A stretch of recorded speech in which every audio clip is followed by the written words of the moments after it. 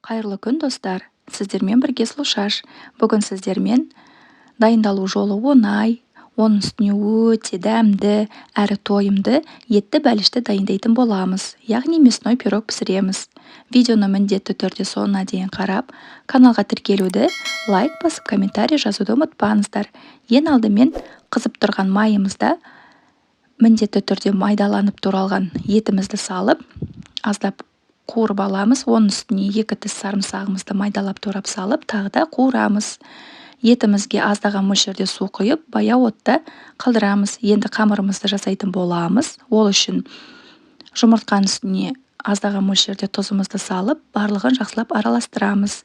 Енді оның үстіне қаймағымызды және еріп тұрған сары майымызды салып, тағы да барлығын жақсылап араластырамыз. Енді ұнымыздың үстіне қосытқышты қосып, араластырып, бөлшектерге бөле отырып, қамыр илейтін боламыз. Барлық керекті заттардың құрамын және көлемін описаниеда қалдыратын боламын, сол жерден көрсеңіздер болады. Ұнымызды бөліктерге бөле отырып, қамырымызды илейміз.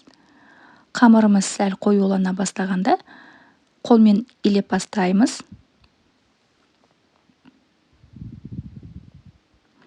Қамырымыз өте жұмсақ, қолға жабыспайтын болып шығады. Енді қамырымызды салфанға салып, жарты сағатқа тынығуға қалдырамыз. Енді қуырылып жатқан етіміздің үстіне пиязымызды салып, 15 минуттай қуырамыз. Оның үстіне сәбізімізді саламыз, тағы да 10 минуттай қуырамыз. Оның үстіне картобымызды салып, дәміне қарай тұз бұрышын қосып, араластырып, үстіне аздаған мөлшерде су құйып, тағы да отта қалдырамыз. Енді қамырымызды 2 бөлікке бөлеміз. Үлкендеу бөлігі астыңғы жағына кетеді, ал сәл кішкентай бөлігі үстіңгі жабуға қалады. Қамырымызды осылай жайып аламыз. Мен бірден пергамент қағаздың үстіне жайдым. Кейін противень үстіне қоюға оңайырақ болу үшін дайын болған салмамызды жайылған қамырымыздың үстіне саламыз. Салманы аздап суытып аламыз. Осылай противень үстіне қоямыз.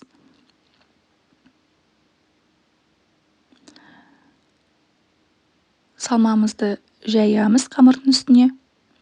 Енді үстіңгі бөлігін де илеп алып, осылай пирогымызды дайындайтын боламыз. Айналасын өзіңіздің қалауыңыз бойынша әсемдеп түйсеңіз болады.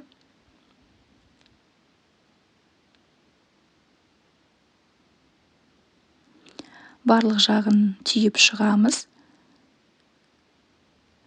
Пирогтың формасын өзіңіздің қалауыңыз бойынша жасауыңызға болады. Осылай ортасын кесіп қоямыз. Ортасы барлығы пісу үшін. Енді үстіне жұмыртқамен аздаған мөлшерде сүтті араластырып, бетінің барлығына жағып шығамыз.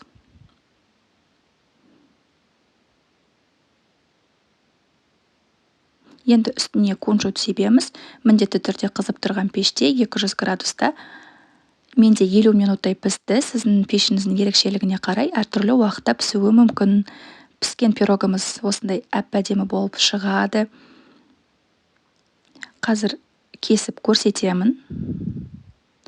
Кескен күйде ортасы осындай болып шығады. Міндетті түрде дайындап көріңіздер. Өте дәмді болып шығады. Кесілген күйде ортасы осындай. Ортасы барлығы толықтай пісті. Міндетті түрде осы рецептпен пирогты дайындап көріңіздер. Сіздермен бірге болған Сұлушаш ас болсын.